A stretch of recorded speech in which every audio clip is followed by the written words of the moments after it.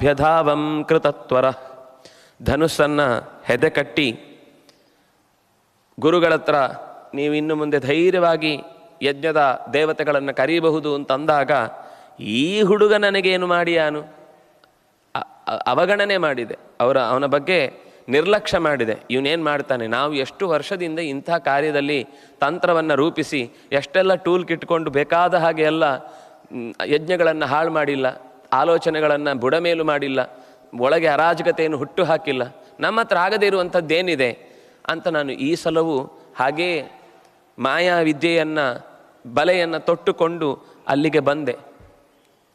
ಎಷ್ಟೋ ಸರ್ತಿ ಈ ಥರದ್ದೇ ಟೂಲ್ ಕಿಟ್ಗಳು ಚೆನ್ನಾಗಿ ಕೆಲಸ ಮಾಡಿದ್ದು, ಆದರೆ ಈ ಸರ್ತಿ ಹಾಗಾಗಲಿಲ್ಲ. ಮೊದಲೇ ನಮ್ಮ ಮಾಯಾವಿದ್ಯೆಯ ಬಗ್ಗೆ ಅರಿವಿದ್ದ ರಾಮಚಂದ್ರನ ವರಸೆ ಬೇರೆ ರೀತಿಯಾಗಿತ್ತು. ನಮ್ಮ ಟೋಲ್ ಕಿಟ್ಟು ಸೋರಿ ಹೋದ ಹಾಗೆ ಎಲ್ಲ ಕಡೆ ಗೊತ್ತಾಗ್ಬಿಟ್ಟು ನಾವೇನು ಪ್ಲ್ಯಾನ್ ಮಾಡಿದ್ದೀವಿ, ಯಾವ ರೀತಿ ಈ ಆಕ್ರಮಣವನ್ನು ಮಾಡಲಿಕ್ಕಿದ್ದೀವಿ ಅನ್ನೋದೆಲ್ಲ ಗೊತ್ತಾಗೋಯ್ತು. ಪತಿತೋಹಂ ಪಾತಿತೋಹಂ ತದಾ ತೇನ ಗಂಭೀರೇ ಸಗರಾಂಭಸಿ ತೇನ ಮುಕ್ತಸ್ತತೋ ಬಾಣಃ ಶಿತಶತ್ರು ನಿಬರ್ಹಣಃ ತೇನಾಹಂ ತ್ವಾಹ ತಕ್ಷಿಪ್ತಃ. ನನ್ನ ಜೊತೆಗಿದ್ದವರು ಬಹಳ ಜನಕ್ಕೆ ಪೆಟ್ಟು ಬಿದ್ದು ಅಲ್ಲೇ ಪ್ರಾಣ ಬಿಟ್ಟರು. ಆದರೆ ನನ್ನ ಮೇಲೆ ಪ್ರಯೋಗಿಸಿದಂತಹ ಬಾಣ ಅದು ಎಷ್ಟು ಚೂಪಾಗಿತ್ತು ಅಂದರೆ ಈಗಲೂ ನನಗೆ ಅದನ್ನು ಆ ಕ್ಷಣವನ್ನು ನೆನೆಸಿಕೊಂಡಾಗ ಆ ಬಾಣವೂ ಇಲ್ಲ, ಗಾಯವಿಲ್ಲ, ಆದರೂ ಚುಚ್ಚಿದ ನೋವು ನನ್ನನ್ನು ಕಾಡ್ತಾ ಇದೆ. ಎಂಥ ವೀರ ಇದ್ದಾನೆ, ಎಂಥ ಚುರುಕುತನ, ಎಂಥ ಆ ಸೌಕರ್ಯ ಅವನ ಕೈಯಲ್ಲಿ ಬಾಣಗಳು ಅರಳುವುದು. ಅದು ಹೊರಟು ಬಂದಾಗ ಆಗಸದಲ್ಲಿ ಯಾವ ಕಡೆಯಿಂದ ಅದು ಹಾರಿ ಬರ್ತಾ ಇದೆ ಅಂತ ಗೊತ್ತಾಗದಷ್ಟು ವೇಗವಾಗಿ ಶತ್ರುಗಳ ಮೇಲೆ ದಾಳಿಯನ್ನು ಮಾಡ್ತಾ ಇದ್ದವರು. ನಮ್ಮ ಯುದ್ಧ ಏನು ಸಾಮಾನ್ಯ ಇರಲಿಲ್ಲ.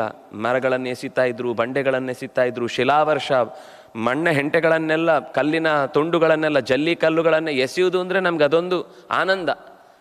ಎಷ್ಟು ರಕ್ಷಕ ದಳವನ್ನೆಲ್ಲ ನಿರ್ನಾಮ ಮಾಡಿ ನಾವು ಗೆಲ್ಲಬೇಕು ಅಂತ ಬಹಳವಾಗಿ ಪ್ರಯತ್ನ ಮಾಡ್ತಾನೇ ಇದ್ವಿ. ಆದರೆ ನನಗೆ ಬಿಟ್ಟ ಆ ಒಂದು ಬಾಣ ನಿರಸ್ತೋಹಂ ಅಚೇತನಃ, ಆ ಪೆಟ್ಟಿಗೆ ಮೂರ್ಛೆ ತಪ್ಪಿಬಿಟ್ಟೆ ನಾನು.